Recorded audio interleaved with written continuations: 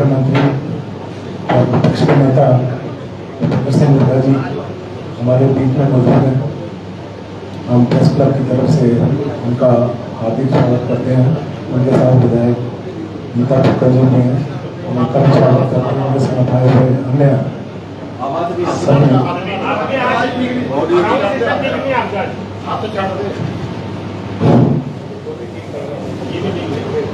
सभी वीआईपी जो आए हैं साहब उनका भी हार्दिक स्वागत है।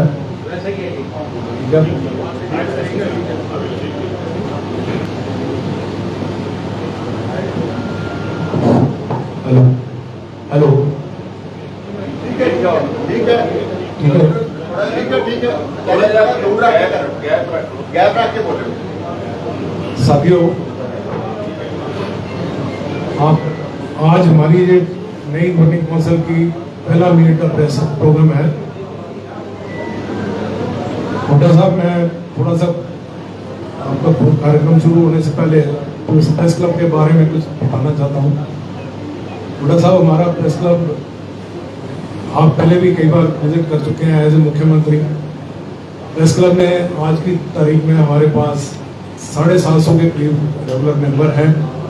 उसके अतिरिक्त जो हाँ जी, और कैंडिडेट मेंबर जो फ्रेशर आते हैं वो भी 150 के करीब हैं, जो 2 साल के बाद वो रेगुलर हो जाते हैं, उनको वोटिंग राइट हो जाता है। उसके अतिरिक्त जो हमारे पास एसोसिएट मेंबर, टोटल जो हमारी मेंबरशिप 1250 के करीब हमारे पास है। ये हमारा क्लब जो है फैमिली कल्चर का क्लब है। हमारे पूर्व प्रधान स्वर्गीय सर्वजीत पटेल जो पिछले दिनों नहीं रहे, वो इसको अपना दूसरा घर मानते थे। सभी पत्रकार इसको अपना दूसरा घर ही मानते हैं। तो आप यहाँ सबसे ज़्यादा हमें मदद करने वालों में हुड्डा साहब ही हमारे, जब मुख्यमंत्री के दौरान थे 3 बार मुख्यमंत्री के तौर पर प्रेस क्लब में विजिट किया, मीट द प्रेस की। उसके अतिरिक्त एक बार मुख्यमंत्री रहते हुए इन्होंने तक्षा जी के समय में, उसमें तक्षा जी हमारे प्रधान थे, तो उस समय उस दौरान इन्होंने विजिट कर हमें 1.25 करोड़ के करीब हमें प्रेस क्लब को इन्होंने मदद दी। तो हम इनके आभारी हैं। आज हमने इनको रिक्वेस्ट की कि प्रेस क्लब में आए, तो आज हमारा निमंत्रण उन्होंने स्वीकार किया। मैं सेक्रेटरी जनरल को रिक्वेस्ट करूंगा कि क्लब का मोमेंटो देकर अपने गवर्निंग काउंसिल के और कोई गवर्निंग काउंसिल का है तो वो भी आ जाए स्टेज पे, मोमेंटो देकर सम्मानित करेंगे।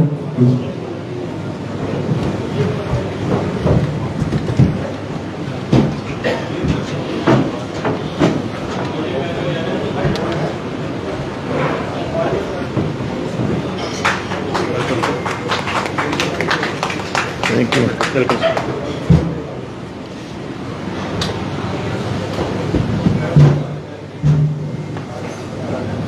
अब मैं हुड्डा साहब से रिक्वेस्ट करूंगा कि वो आपको संबोधित करें। उसके बाद क्वेश्चन आंसर होगा। मैं आपको स्लिप मिल जाएगी, अपने नाम लिख के कवर भेज दें, तो बारी बारी सब सभी को निमंत्रण देंगे अपना क्वेश्चन। हुड्डा साहब, थैंक यू।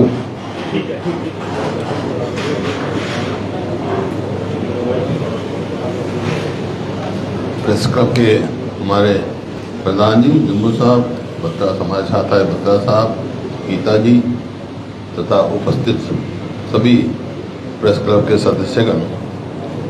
लेकिन जैसा बताया प्रधान जी ने, ये एक यूनिक क्लब है। मैं जाता रहता हूँ प्रेस क्लब में, मैं जगह जगह प्रेस क्लब मिलता हूँ। एक चंडीगढ़ प्रेस क्लब का बहुत अच्छा माहौल है।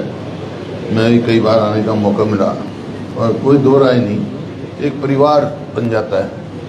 जिस तरह मैं वकील हूँ, लेकिन कोई बार जैसे हमारी है रोहतक बार में, वो भी एक परिवार की तरह हो जाता है। जिस प्रोफेशन में हो आदमी, उसमें आपस में आदान प्रदान और बैठने की जगह हो। जैसे मैं पार्लियामेंट में रहा तो सेंट्रल हॉल में बैठते थे, वो एक क्लब सा बन जाता है।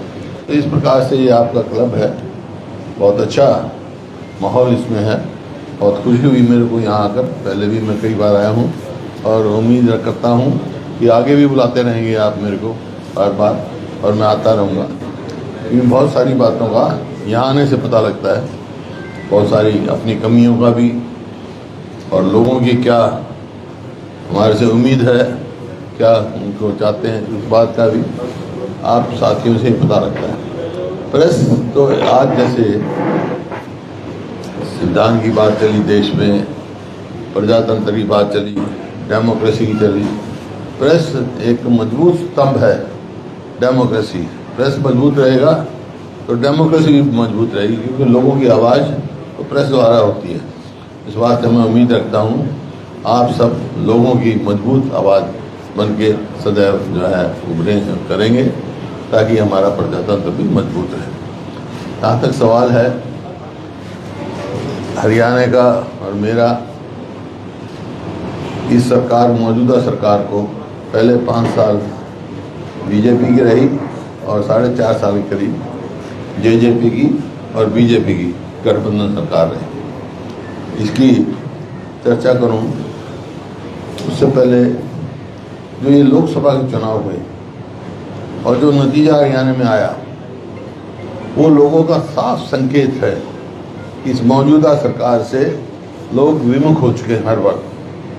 क्यों पिछली बार चाहे वो कोई भी आप वोट परसेंटेज लगाएं, 2019 में कांग्रेस पार्टी को तकरीबन 28% के करीब वोट मिले, और अब अलायंस को 47.62% वोट मिले, मतलब 20% के करीब इजाफा है। बीजेपी का 12% के करीब डाउनफॉल है,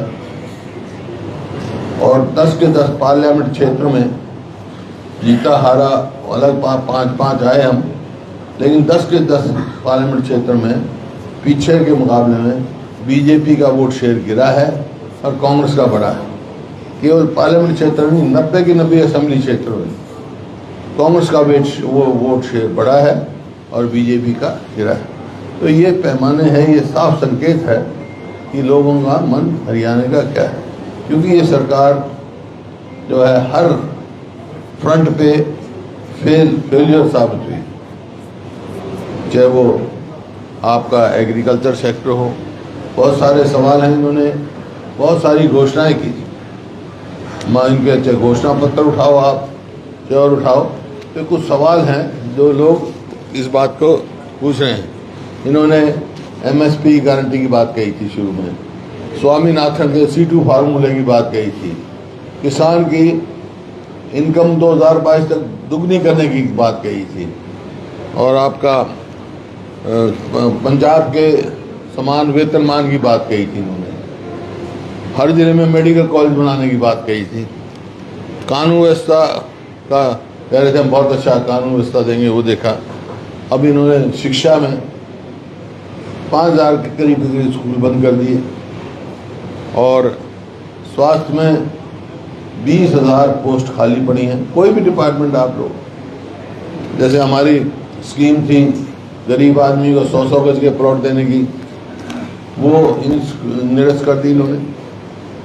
हमने 4 लाख के करीब 100-100 गज के प्लॉट दिए और 3 लाख चिन्हित कर दिए थे, 7 लाख के करीब प्लॉट देने, इन्होंने आती स्कीम बंद कर दी।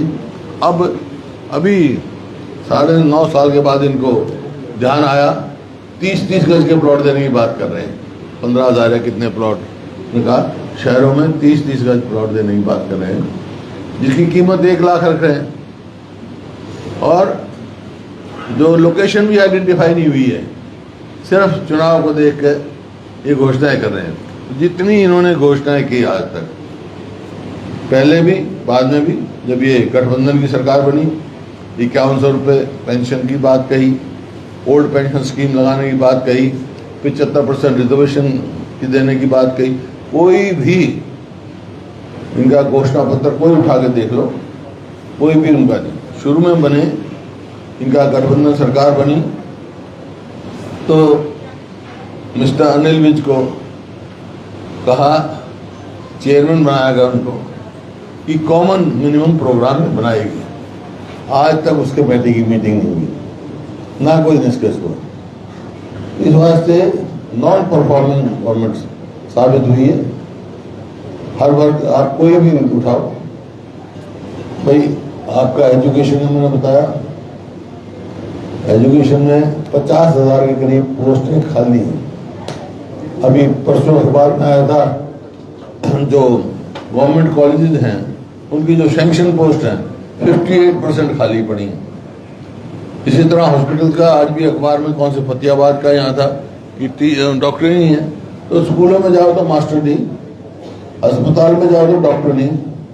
और ये कौशल रोजगार योजना जो चलाई निगम चलाया है, उससे ना तो उसमें कोई मेरिट है, ना कोई रिजर्वेशन है, ना नौकरी पक्की है, भ्रष्टाचार का अड्डा बन के रह गया वो। उसका नतीजा ये 2 लाख पोस्ट सैंक्शन पोस्ट खाली है। तो वह ऐसी स्थिति है, तो जैसे मैंने कहा, डॉक्टर नहीं, मास्टर नहीं, दफ्तर में कर्मचारी नहीं, फिर सरकार किस चीज़ की है भाई? इसलिए कोई भी एक भी उस पे पैमाने पे ये सरकार खरी नहीं उतरी है। आप किसी को कितनी, देखो मेरे पास तो सारी डिटेल है, आप कहोगे तो मैं बाद में दे दूंगा कि 20,000 के करीब पोस्टें इसमें हेल्थ डिपार्टमेंट में खाली हैं, एजुकेशन डिपार्टमेंट में खाली हैं, जो भी पब्लिक के से कंसर्न डिपार्टमेंट्स हैं उनमें पोस्टें खाली हैं। तो हर उस पर किसान का जैसे कहा कि हम दुगनी कीमत आमदनी करेंगे, आमदनी दुगनी की लागत दुगनी से ज़्यादा कई गुना कर दी। 2014 में डीजल का क्या भाव था, आज क्या भाव है? 2014 में फर्टिलाइजर का क्या भाव था, आज क्या भाव है? पेस्टिसाइड का क्या भाव है, आज क्या भाव है? ये आप सब देख रहे। तो लागत तो बढ़ गई, आमदनी घट गई। इसी प्रकार से अब चुनाव को देखकर जो ये अपना कौशल रोजगार निगम में लगाए हैं, 8% कह रहे हम उनको देंगे हर चुनाव के सामने। जब उनकी तनख्वाही बहुत कम है, पक्की नौकरी नहीं है, उनका क्या इजाफा? तो ये सिर्फ जो है, अब जब ये अभी पत्रकार साथी की बात कर रहे थे कि पत्रकारों को पेंशन की बात कर रहे हैं, मैंने इसी बात से आपकी बात सुनी, मैनिफेस्टो में बात कहेंगे, लेकिन मैं अभी कोई बात कहूँगा नहीं। हम कहते हुए कर रहे हैं, जो हम कहते हैं वो ही कर देते हैं, क्यों? चुनाव के लिए लोगों को फिर धोखा देने की कोशिश करें। हम जो कहते हैं वो करते हैं। तो ये बहुत सारी बातें हैं इस प्रकार से। अब ये इन्होंने चलाया पोर्टल, मैं बार बार कहता रहा कि ये पोर्टल की सरकार है और ये गलत है, ये जन विरोधी है कई पोर्टल, जनहित के पोर्टल के खिलाफ भी हूँ मैं। जैसे बिजली के बिलों का मैंने किया था, वो हमारे समय में डिजिटलाइजेशन हुआ था उसका। लेकिन ये जो अब ये आपका प्रॉपर्टी आईडी, परिवार पहचान पत्र, मेरा फसल मेरा ब्यौरा, कोई मायने नहीं इनका। आप एमएसपी दे पा नहीं रहे हैं। पहले यही मंडियां थी, यही किसान थे, इतना ही अनाज पैदा होता था। अनाज पैदा करते ही किसान सीधा मंडी में आता था और उसको एमएसपी मिलती थी। अब ये वो वेट करेगा, पोर्टल पे उसका नंबर आएगा, पोर्टल पे कोशिश करेगा, इतने पोर्टल फेल, पोर्टल नहीं चलते इनके। और ये ई ऑक्शनिंग जो है वो सबसे बड़ा भ्रष्टाचार का अड्डा है। मतलब बहुत सारे ऐसे मैंने केस बता रखे हैं कि ई ऑक्शनिंग का क्या है, हर चीज का, ठेकों का, सरपंचों का लगाई ई ऑक्शनिंग लगा दी थी इनने। उसका क्या करते हैं, जैसे कोई किसी चीज की ई ऑक्शनिंग लगाई, आपने दे दिया, पोर्टल बंद, ये आपसे कम कर दे रहा है, पोर्टल नहीं चले। तो इस प्रकार से बहुत इन्होंने भ्रष्टाचार का, हजारों करोड़ का भ्रष्टाचार हुआ है। और ये इसमें आया प्रॉपर्टी आईडी में इतना भारी भ्रष्टाचार है, बता सकते हैं आप, बता साहब पूछ रहे हैं इनके म्युनिसिपल कॉर्पोरेशन में क्या है, कमेटियों में क्या है। मैं बेमहीने अब उसमें ला रहे हैं, हम संवाद चलाएंगे, समाधान निकालेंगे, समाधान लगा रहे हैं, समाधान में किनकी कंप्लेंट है। भाई पहले ही क्यों नहीं तुमने बात हमारी मानी? लोगों को इतना परेशानी रखा आपने ये क्या परिवार पहचान पत्र, परमानेंट परेशानी पत्र, वो मतलब ही नहीं। डाटा कैसे ले सकते हो आप फैमिली का? ये भी वैसे भी सुप्रीम कोर्ट की रूलिंग के खिलाफ ही है। तो इस प्रकार से कोई भी एक काम सराहनीय नहीं किया इन्होंने। बिजली का देख लो, बिजली हमारे टाइम में 4 तो हमने 10 साल में पावर प्लांट लगाए, thermal power plant, 1 nuclear power plant sanction कराया और इसमें इजाफा किया, पानीपत में भी और इनमें भी हमने। इन्होंने 1 यूनिट बिजली नहीं पैदा की और अब 47 पैसे पर यूनिट सरचार्ज कर रहे हैं। किस नाम का कर रहे हो भाई तुम सरचार्ज? 1 यूनिट बनाई नहीं तुमने, किस नाम का सरचार्ज कर रहे हो? जो आज से 1.5 साल पहले बंद होना चाहिए था सरचार्ज, वो भी अब दिसंबर तक इन्होंने एक्सटेंड कर दिया। तो इस प्रकार से कोई भी बिजली के लिए ये कहते हैं बिजली हम दे रहे हैं, गाँव में हाहाकार मची हुई है, शहरों में भी कितना कट लगे हुए हैं। तो इस प्रकार से हर उस पर परेशानी के उस पर है। अब पहलवान ये अपना हरियाणा जो है वो तो 3 ही बातों से जाना जाता था पूरे देश में, जय जवान, जय किसान और जय पहलवान। आपने जवान की हालत देख लो, अग्निवीर ले गए, किसी फौज ने कही नहीं, कोई और कहा नहीं, किसी की डिमांड नहीं, उन युवाओं के भविष्य के साथ खिलवाड़ की जा रही है। इसी प्रकार से किसान का मैं बता चुका, कर्जे में डूबा जा रहा है। जो 2014 में किसान, पूरे देश के किसान पे कर्जा था, आज कम से कम 4 गुना ज्यादा बढ़ गया। क्यों? लागत बढ़ रही है, आमदनी घट रही है। इसी प्रकार से खिलाड़ियों को देख लो, जो हमारी पॉलिसी थी वो छोड़कर अब हमारी जो पहलवान खिलाड़ियां बेटियां पूरे दुनिया में जिन्होंने नाम हमारा गौरव किया, उनके साथ जंतर मंतर में क्या शुरू हुआ, आज तक भी उनको न्याय नहीं मिला। तो आप किसी भी वर्ग को देखो, ये सरकार बिल्कुल विफल सरकार है, भ्रष्ट सरकार है। एक के बाद एक घोटाला किया है। घोटाला कभी इसका रजिस्ट्री का घोटाला, कभी धान का घोटाला, कभी माइनिंग का घोटाला, इतना भारी घोटाला कि हमारी जो यमुना नहर है उसका रास्ता ही बदल गया। इतनी जबरदस्त मतलब उसमें घोटाला है और कई बार संज्ञान भी लिया गया। डाटम में हम भी गए थे जब किस प्रकार से वहाँ किया गया था, वहाँ पे हुआ। आप कहीं भी देखो घोटाला। तो नटशेल में यही है कि ये सरकार बिल्कुल फेल सरकार है। और जब जितनी भी इन्होंने घोषणाएं कही, ये हर बात पे यू टर्न लेते जा रहे हैं। यू टर्न गवर्नमेंट है, कोई भी लोग। अब शुरू किया इन्होंने हमारा, जैसे प्रॉपर्टी आईडी में बताया, तो एक बात तो मान ली ना इन्होंने, एक बात तो मान ली, जो पिछली सरकार रही सैनी साहब से बनने, वो विफल सरकार थी, गलत फैसले थे जो हम ये ठीक करें। ये सिर्फ चुनाव को देख लेगी, चुनाव ही देख के ये बात कह रहे हैं। बात फर्क कोई नहीं है, फर्क कोई नहीं है। इनकी भी वैसी कार्रवाई है, कार्यशैली है जैसे पहले थी। कोई जनहित की कोई फैसले इस सरकार में लेने की क्षमता ही नहीं है। कर्जे में जैसे मैं कहा, जो 2014 में कर्जा 70,000 करोड़ के करीब था मेरे ख्याल में, आज वो 4.5 लाख करोड़ से ज्यादा बढ़ के आ गया। भाई किया क्या है, ये सवाल है। इन्होंने कोई पावर प्लांट लगाया, कोई एजुकेशन इंस्टीट्यूशन लगाया? हमारे समय में थ्रू आउट हरियाणा, आप यहाँ से देख लो, पंचकुला में नेशनल इंस्टीट्यूट ऑफ डिजाइन हमने सैंक्शन करवाई। कुरुक्षेत्र में देश का दूसरा नेशनल इंस्टीट्यूट ऑफ डिजाइन, ये फैशन टेक्नोलॉजी यहाँ पर पंचकुला में, और कुरुक्षेत्र में नेशनल इंस्टीट्यूट ऑफ डिजाइन, एक अहमदाबाद में, दूसरा यहाँ था।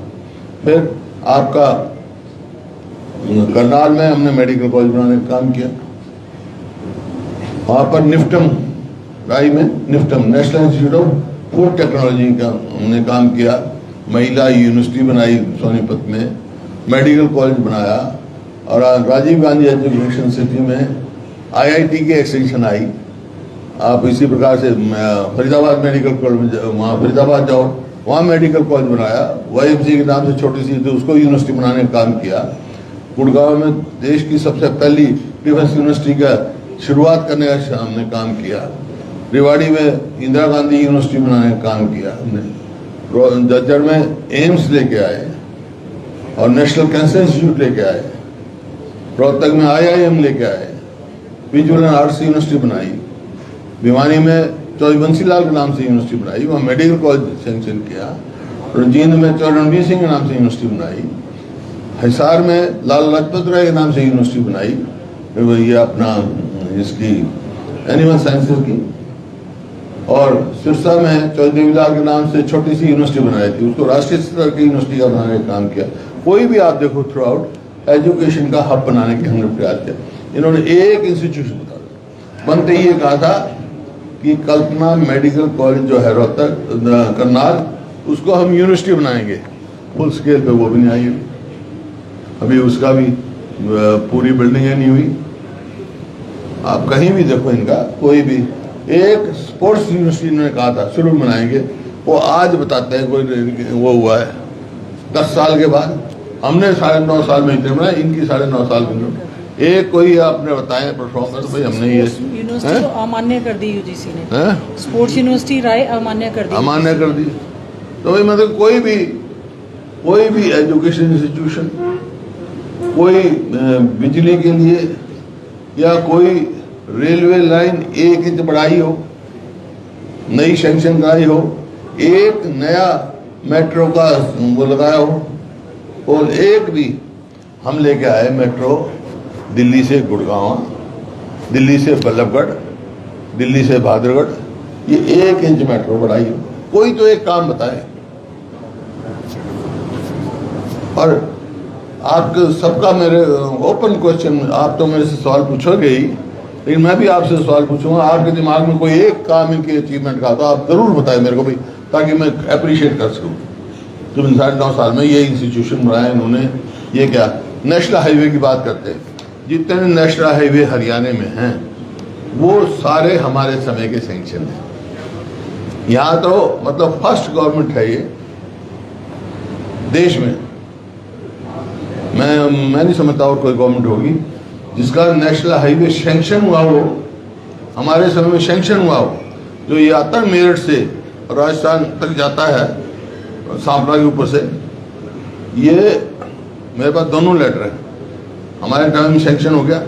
हरियाणा गवर्नमेंट ने ये लेटर लिखा कि हमारे को नेशनल हाईवे नहीं चाहिए। वो फिर ऊपर से गडकरी जी ने लिखा, अच्छा नहीं चाहिए तो 1000 करोड़ रुपए दे दो हमारे को।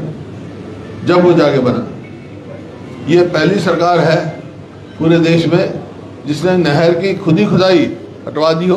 दादूपुर नलवी नहर, जो आज इतनी समस्या, जो इलाका आज सोना पैदा कर रहा है, वो आज से 20 साल के बाद इतना वाटर टेबल इतने चला जाएगा, नीचे चला जाएगा, वहाँ अनाज ही पैदा नहीं होगा। उसके लिए दादूपुर नलवी नहर खोदना किया था ताकि वाटर टेबल ऊपर आ सके। यमुना का जो सरप्लस पानी वहाँ हमारे इस्तेमाल आ सके, वो हटवा दी। कोई भी मतलब आई फेल टू अंडरस्टैंड कोई एक काम था किसी भी फ्रंट पे। तो ये तो इनके परफॉर्मेंस। और मेरा आपसे यही है कि आप सब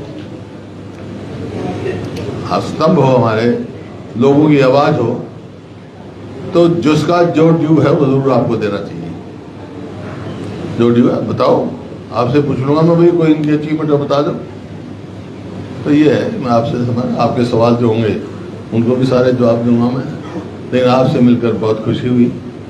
बाकी तो बातें तो और बहुत है, कितनी लंबी बात कर लो, कितने सब्जेक्ट उठा लो आप, लेकिन मोटी मोटी ये बातें हैं कि ये non performance government, failure government, corrupt government ये हरियाणा में अब 4.5 साल तक ये गठबंधन चलता रहा। अब कह रहे उसने ये कर दिया, उसने ये कर दिया। 4.5 साल क्या करते रहे? ये गठबंधन कोई पब्लिक इंटरेस्ट में नहीं था, ये वेस्टेड इंटरेस्ट में था, अपने अपने स्वार्थ सिद्ध करने के लिए सिर्फ स्वार्थ सिद्ध किया और चले गए। Thank you. अब क्वेश्चन आंसर सेशन शुरू करता हूँ। पहला क्वेश्चन नवीन अग्रवाल जी। बहुत बुरा पर्ची भेजेंगे अपना, जिन्होंने पर्ची नहीं दी भेज देना। नवीन गरेवाल।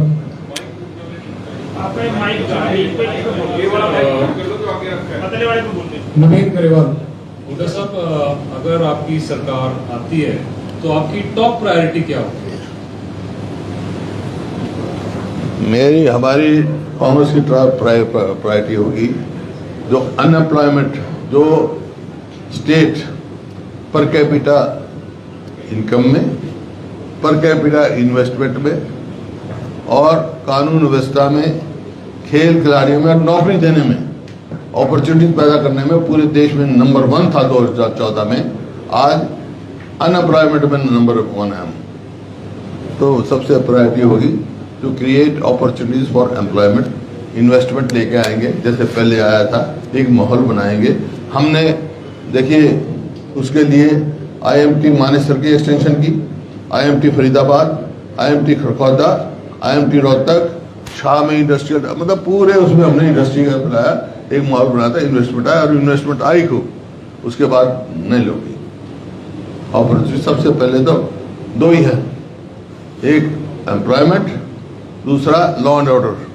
जो आज हमारा, मैं नहीं कह रहा, ये सेंट्रल गवर्नमेंट की वो है, हरियाणा जो है सबसे ज्यादा असुरक्षित प्रदेश घोषित किया गया है और हो रहा है, देख रहे हैं आप रोज, कभी किसी मंडी में मर्डर हो रहे हैं, गोलियां चला के जा रहे हैं, फिरौतियां मांगी जा रही हैं।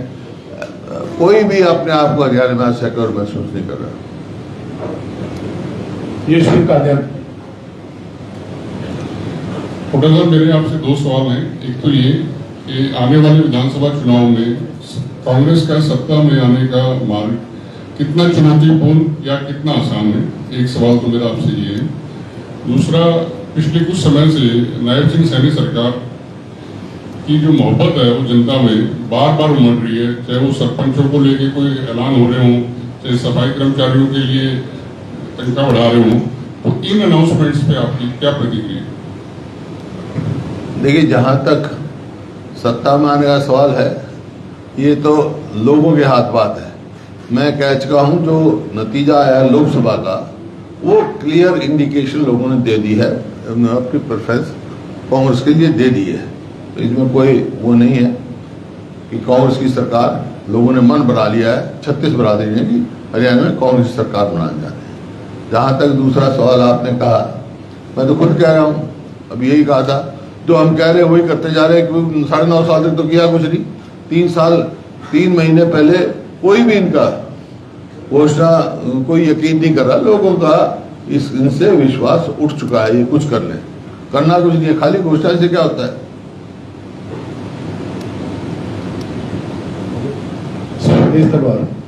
तलवार साहब। हुड्डा साहब, मैं स्वदेश तलवार। ये है अपना पंजाब अपनी सरकार में, आपकी पार्टी में आप अंदर से साफ आवाज नहीं आ रही, साफ आवाज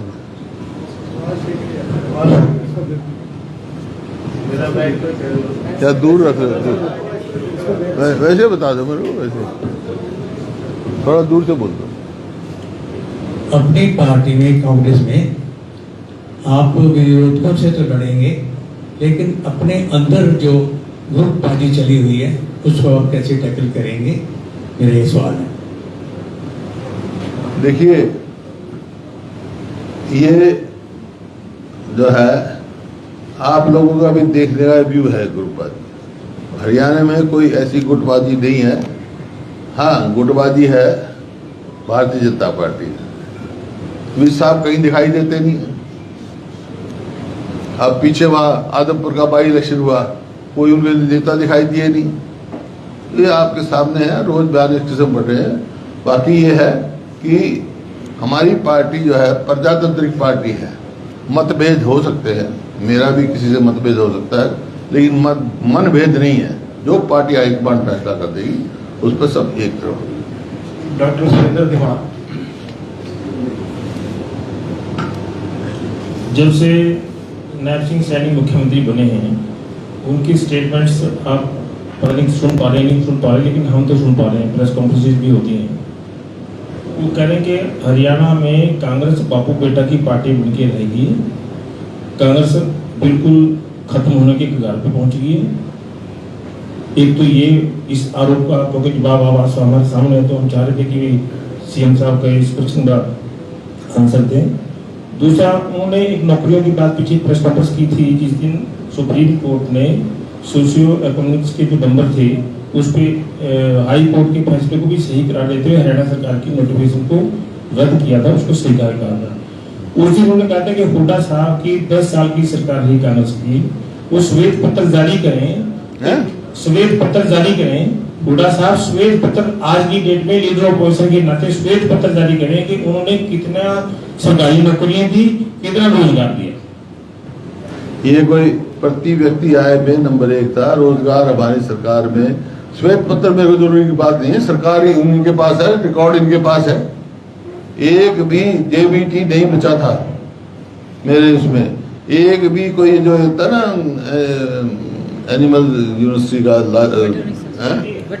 वेटरनरी सर्जन एक भी नहीं बचा था जो क्वालिफाइड नहीं है। इस प्रकार से मतलब लाखों नौकरियां दी हमने, पक्की नौकरियां दी, इनकी तरह तमाशा नहीं किया।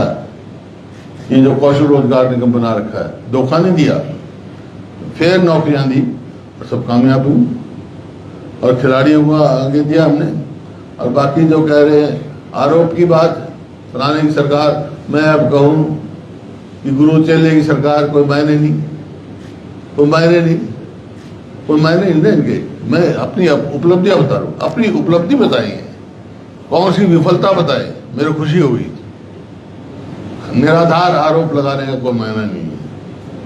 अब ये जगह जगह दे रहे हैं फलाने का, उसका जिसमें काबिलियत होती है वो आपका बेटा अगर काबिल होगा तो अच्छा पत्रकार बन जाएगा, ना काबिल होगा तो कौन आगे जाने देगा। काबिलियत की बात है, लोगों की एक्सेप्टेबिलिटी की बात, थोपा नहीं जा सकता कोई, परिवार के नाम पर कोई थोपा नहीं जा सकता है। अपॉर्चुनिटी होती है, लोगों को स्वीकार्य होता है। तो ये तो निराधार आरोप है इनका, ये विफल सरकार है और अपने खुद के इनके कोई फैसले ही नहीं है। फैसले कहीं और से आ जाते हैं, ट्रांसफर तक कहीं और से आती हैं, तो ये क्या है। लेकिन मैं इस बारे में कुछ नहीं कहना चाहता, ये कहना चाहता हूँ भाई अपनी उपलब्धि बताए तो मेरे खुशी होगी।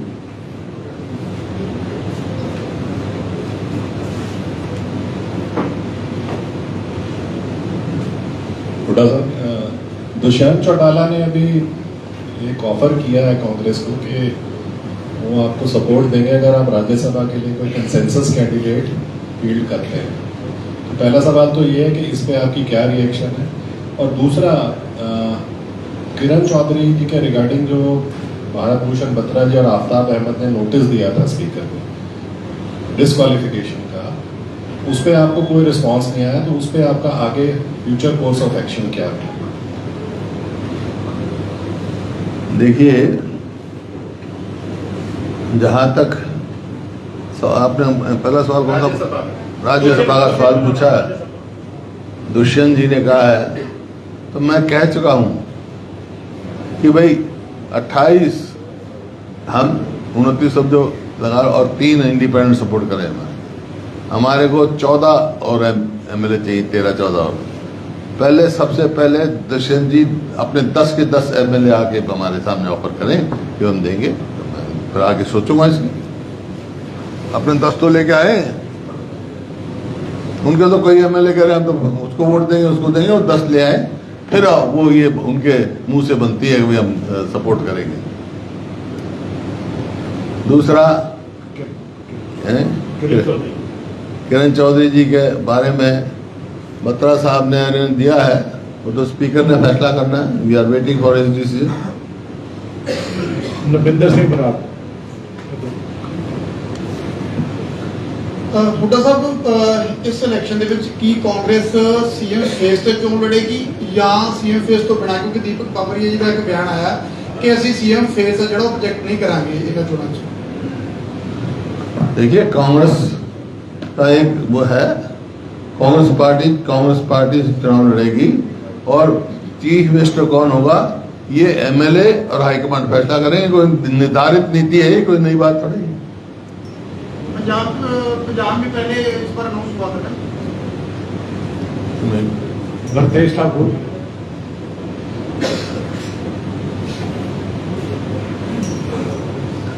Sir, BJP government has revived state plus 4 floors.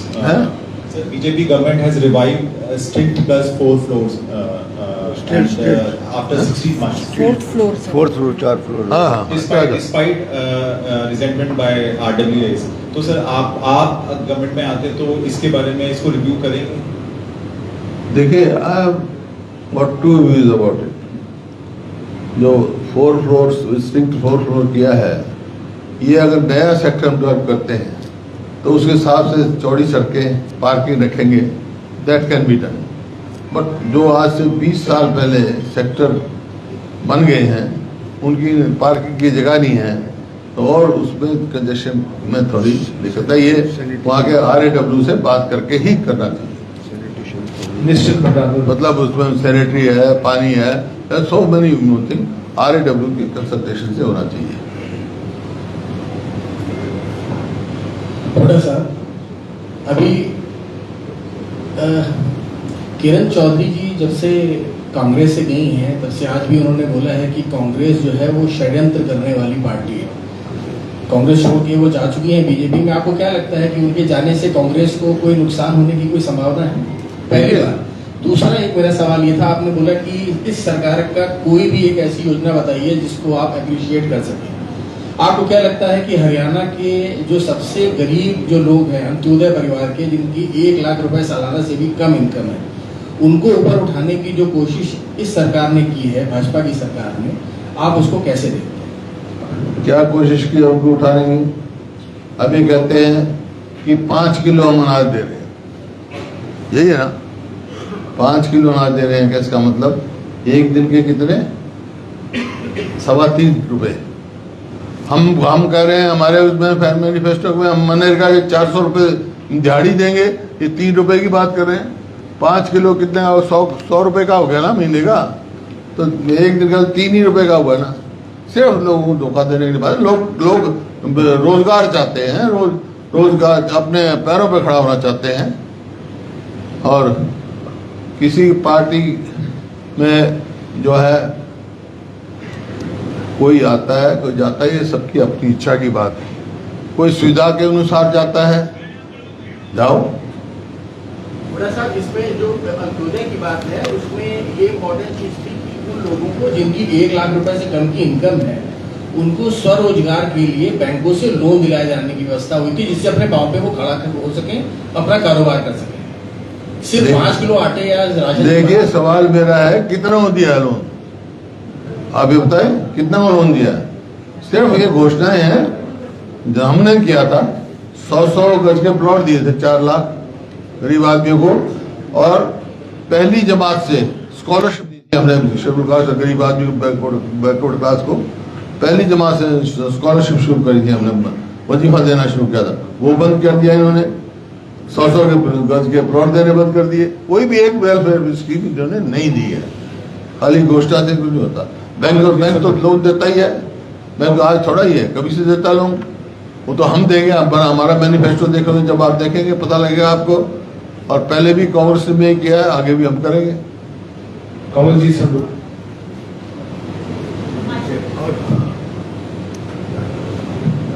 Sir 2-3 सवाल हैं। एक तो लॉ एंड ऑर्डर सिचुएशन पर है कि आप जैसे पहले बोले थे आए दिन गोलीबारी के इंसिडेंट्स हो रहे हैं, किस तरह से आप देखते हैं?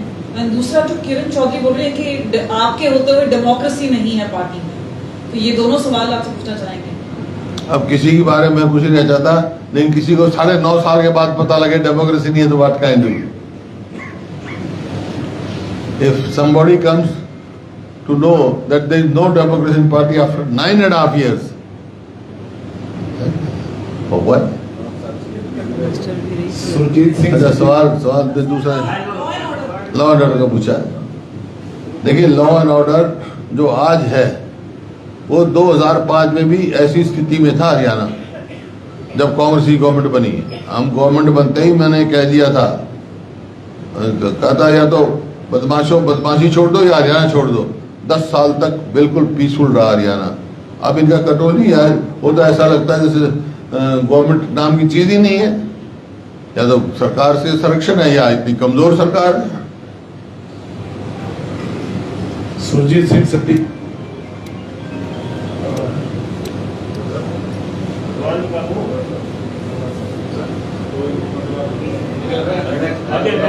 मनोज कुमार। सर, विधानसभा इलेक्शन आने वाला है and all the political parties are drafting their election manifesto. तो आपको ऐसा लगता है कि इलेक्शन मैनिफेस्टो लीगल होना चाहिए? क्योंकि बहुत लोग बोल देते हैं 5,000 पेंशन देंगे, वो दिन नहीं दे पाते हैं। और दूसरा क्वेश्चन ये है कि Rahul Gandhi has made a statement कि प्रियंका गांधी अगर नरेंद्र मोदी जी के अगेंस्ट लड़ती तो जीत जाती, क्योंकि मात्र 1.5 लाख वोट से नरेंद्र मोदी जी बनारस से जीता है। तो आपको ऐसा लगता है कि हरियाणा में भी अगर इलेक्शन रिजल्ट के बाद कोई ऐसा कॉन्स्टिट्यूंसी लग रहा है कि वहाँ 5 अभी आप जीते हैं, आपको लगता है कि 2-3 और जीत जाते अगर कैंडिडेट कोई और दूसरा होता तो? देखिए, मैं तो I am satisfied with the performance of Congress, क्योंकि हम 20% इजाफा हुआ है और देश में कहीं भी किसी भी पार्टी का 20% इजाफा नहीं हुआ है वोट का, जो हरियाणा में हुआ है। और अलायंस का, जो हमारे अलायंस का है, उसमें highest vote share in one state वो हरियाणा है। हमारे बाद तमिलनाडु में है, उसके बाद कर्नाटक में है, हरियाणा में हाईएस्ट वोट शेयर है। तो उसका तो कोई वो नहीं, बहुत अच्छा है। हाँ, ये ठीक है, 2 सीट हम थोड़े से मार्जिन से हार गए। अब लोगों की इच्छा है, हो सकता है कोई इलेक्शन रिग में कोई कमजोरी रह गई हो कैंडिडेट की, या क्योंकि टाइम कम मिला। जैसे मान लो गुड़गांव से राज बब्बर था, 7 लाख वोट 15 दिन में ना उसको, फैचिंग 7 lakh vote, not a small. इसी प्रकार से भिवानी हम थोड़े से हारे, मे बी बिकॉज ऑफ हमारे कैंडिडेट का ओवर कॉन्फिडेंस हो गया होगा, ये कुछ ना होगा, लेकिन लोगों की तरफ से कमी नहीं। As far as people are concerned, उनके तरफ से नहीं। प्रियंका गांधी वाला वो तो मैं समझा नहीं सवाल क्या कह रहे हैं। इलेक्शन मैनिफेस्टो लीगल हो या ना हो, डॉक्यूमेंट हो, इलेक्शन मैनिफेस्टो, चुनाव घोषणा पत्र लीगल हो या ना हो? देखिए, आप हमारा घोषणा पत्र 2009 का देखो, कोई भी देखो, हमने तो जो हरियाणा में घोषणा पत्र दिया उसको इम्प्लीमेंट किया है। जो घोषणा पत्र देंगे, गीता जी चेयरमैन है, ये कन्वीनर है उसके, विल इम्प्लीमेंट, सोच समझ के करना है। राम सिंह बराड़। तो साहब, अभी आपने बताया कि गठबंधन को हरियाणा में जो सबसे ज्यादा, पूरे देश में सबसे ज्यादा वोट परसेंटेज मिला, और उसमें आम आदमी पार्टी और कांग्रेस ने मिलकर चुनाव लड़ा था 9-1। तो आगे विधानसभा में भी मिलकर लड़ने का कोई ऐसा है या अलग अलग लड़ा जाएगा? एक तो मेरा ये।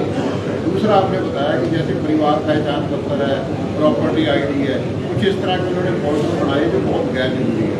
क्या कांग्रेस सत्ता में अगर आती है तो वो सारे पोर्टल ऐसे बंद किए जाएंगे या कितने किए जाएंगे? देखिए, जहाँ तक आपने पूछा, जो ये गठबंधन था आम आदमी पार्टी का, कौन सा राष्ट्रीय स्तर पे था, आम आदमी party, Samajwadi party, Congress party, कई पार्टियां, और स्टेट लेवल पे भी कोई गठबंधन नहीं हुआ।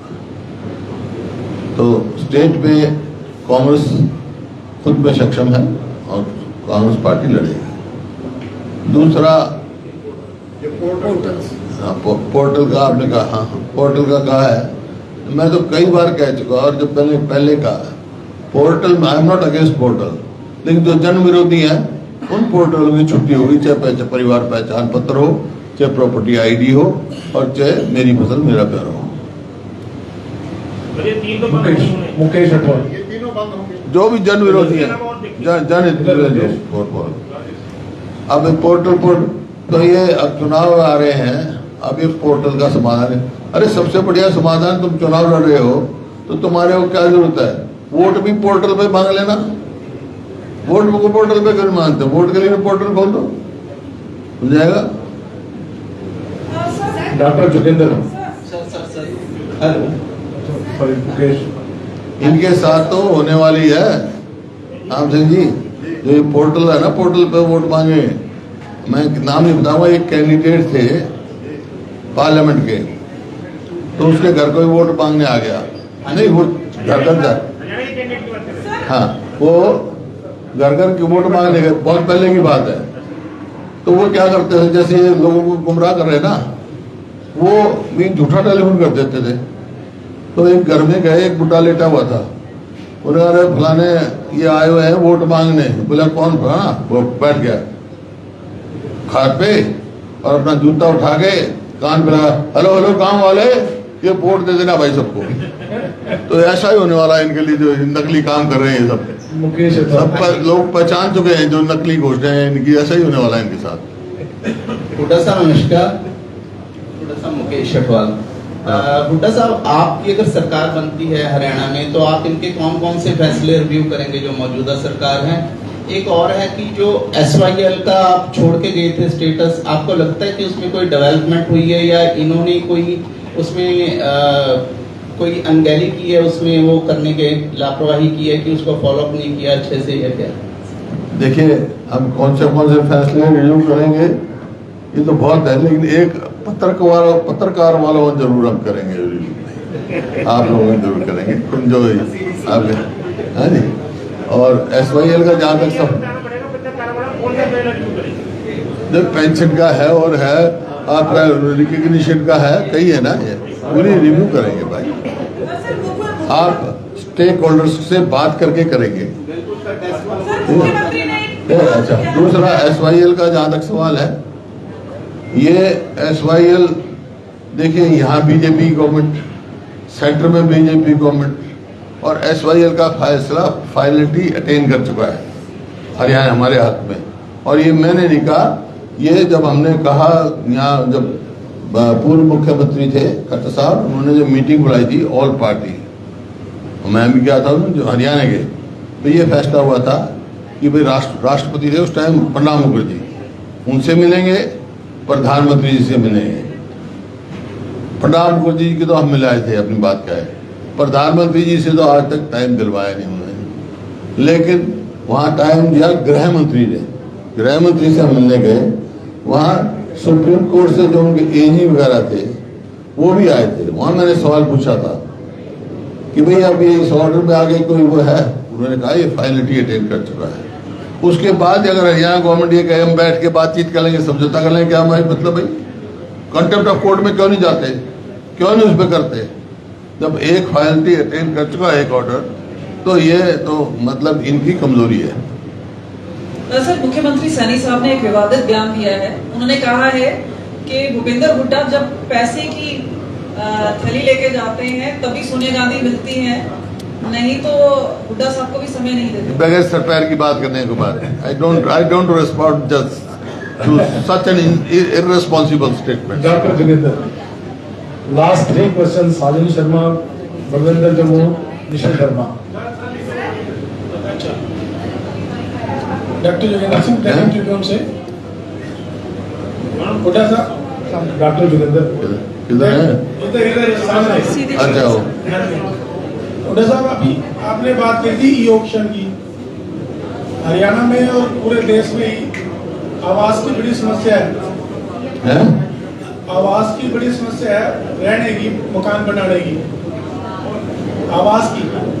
हाउसिंग। तो इन्होंने प्लाट सारे ई-ऑक्शन पे कर दिए, नए सेक्टरों में जितने भी हैं। क्या आपकी सरकार आने पे ये चीज रिव्यू होगी? इस पे रिव्यू करेंगे हम। हुड्डा साहब, मेरा सवाल है ओल्ड पेंशन को लेके। ओल्ड पेंशन के ऊपर आपने आश्वासन दिया है कि आपकी सरकार आएगी, हम इसको लागू करेंगे। कर्मचारियों की बहुत लंबी मांग है, लेकिन इसके ऊपर जो लागू करने के बाद भी एक जो जहां मतलब गाड़ी फंसती है जाके, वो ये है कि सेंट्रल गवर्नमेंट के पास है सारा का सारा सिस्टम, पैसा सारा कट के वहां पे जा रहा है। और जो वहां से अगर पैसा नहीं वापस मिलता, जैसे और स्टेटों में हुआ है, राजस्थान के अंदर नहीं लागू हो पाई घोषणा, तो वहां पे भी कांग्रेस ने करी थी। हिमाचल में थोड़ा सा गाड़ी आगे बढ़ी है, तो आपका क्या कहना है इसके ऊपर? तो हिमाचल में गाड़ी आगे बढ़ी है, तो हरियाणा में उससे ज्यादा आगे बढ़ेगी। दूसरा सवाल 7A को लेके है, जो टाउन प्लानिंग का जो 7A का प्रावधान करा हुआ है सरकार ने, इसमें उस प्रावधान के अंदर जो है लोगों की रजिस्ट्रियां नहीं हो रही है, लोग परेशान हो रहे हैं लगातार, तो इसके ऊपर आपका क्या रवैया रहेगा? देखिए, वो तो पहले से हमारी निर्धारित नीति थी, उसके अनुसार चलेंगे और लोगों की ऐसा कोई फैसला नहीं लेना चाहिए किसी भी सरकार को जो लोगों को खाम में परेशान करे। निशा शर्मा। नमस्कार। हुड्डा साहब, जैसा कि आजकल प्रचलन सही हो गया है, धर्म को जो है राजनीति से जोड़ा ही जा रहा है, आपका इसके बारे में क्या मानना है? क्या धर्म को राजनीति से जोड़ा जा रहा है, पॉलिटिक्स एंड रिलीजन। देखिए, कौन सा धर्म की बात करें? हिंदू धर्म, मेरे से बड़ा तो हिंदू कोई नहीं, इसका मतलब मैं राजनीति ना करूं। सब अपने अपने धर्म है। अब आस्था व्यक्ति की एक धर्म में, अपने धर्म में है, लेकिन सबका सम्मान सारे धर्मों का करना चाहिए। बलविंदर जम्मू। मैं गुरुद्वारे में भी जाता हूँ, मस्जिद में भी जाता हूँ, गिरजा में भी जाता हूँ, लेकिन मैं तो हिंदू हूँ, मैं तो मंदिर में जाता हूँ, हिंदू। हुड्डा साहब, ਤੁਸੀਂ ਇਹ ਸਰਕਾਰ ਦੇ ਵਿੱਚ ਬਹੁਤ ਸਾਰੇ ਘਟਾਲਿਆਂ ਦੀ ਗੱਲ ਕੀਤੀ ਹੈ, ਤੇ ਜੇ ਤੁਹਾਡੀ ਸਰਕਾਰ ਆ ਜਾਂਦੀ ਹੈ ਇਧਰ ਸਰ ਸੌਰੀ, ਤੁਸੀਂ ਸਰ ਬਹੁਤ ਸਾਰੇ ਘਟਾਲਿਆਂ ਦੀ ਗੱਲ ਕੀਤੀ ਹੈ ਵੀ ਸਰਕਾਰ ਦੇ ਵਿੱਚ ਇੱਕ ਨਹੀਂ ਅਨੇਕਾਂ ਘਟਾਲੇ ਹੋਏ, ਜੇ ਤੁਹਾਡੀ ਸਰਕਾਰ ਆ ਜਾਂਦੀ ਤਾਂ ਉਹ ਇਹਨਾਂ ਘਟਾਲਿਆਂ ਬਾਰੇ ਕੀ ਕਦਮ ਲਏਗੀ, ਕੀ ਸਟੈਪ ਲਏਗੀ? देखिए, घोटाला की जितनी SIT बनी है जिन घोटालों की, आज तक नहीं आई ना रिपोर्ट। पहले तो वो रिपोर्ट निकालेंगे, फिर जिन पे एक्शन लेने की जरूरत होगी एक्शन लेंगे। लास्ट सर, किसान इतने लंबे टाइम तक दिल्ली बैठे रहे बॉर्डर पर, MSP की गारंटी की बात कर रहे थे, आपकी सरकार आती है तो आप उसमें क्या करेंगे? देखिए, हमने तो कहा हमारे यहाँ ये कांग्रेस पार्टी के मैनिफेस्टो में आएगा था। रायपुर में अखिल भारतीय कांग्रेस कमेटी जो हुई, वो मेरे को चेयरमैन उठाया था, उसमें मैंने कहा था, हमने रिपोर्ट थी, कांग्रेस ने अडॉप्ट किया कि MSP गारंटी देंगे। अब एक स्टेट नहीं दे सकती, लेकिन ये है हम MSP जो भी होगी MSP किसान को देंगे। इसके तरह जहाँ यहाँ आज MSP के लिए घूमते फिरते रहते हैं। Isha Thakur, last question. Sir, इस बार का विधानसभा चुनाव क्या आपका आखिरी चुनाव रहेगा? सभा चुनाव क्या आखिरी चुनाव रहेगा आपका? Very good question, but I won't answer. Thank you.